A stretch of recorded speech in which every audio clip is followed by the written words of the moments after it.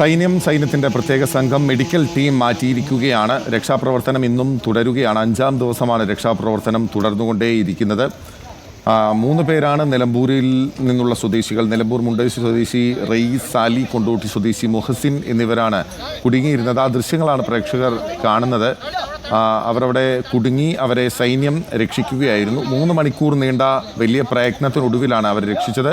ആദ്യം അവർക്ക് ഭക്ഷണം നൽകി. അതാണ് ദൃശ്യങ്ങളിൽ കാണാനാകുന്നത്.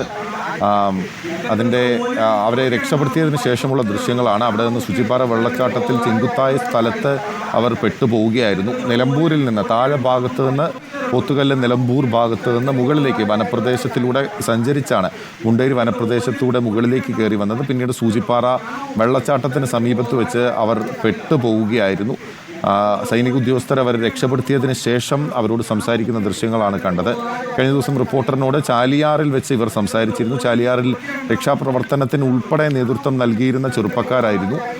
അവർ വളരെ മികച്ച രീതിയിൽ തന്നെ അവിടെ രക്ഷാപ്രവർത്തനം നടത്തുകയും ഈ മൃതദേഹ ഭാഗങ്ങളൊക്കെ കണ്ടുപിടിക്കുന്നതിന് പുഴയിലേക്ക് ഇറങ്ങി തിരച്ചിൽ നടത്തുകയും സ്വയം സന്നദ്ധമായി വരികയും ചെയ്തിട്ടുള്ള രക്ഷാപ്രവർത്തകരാണ്.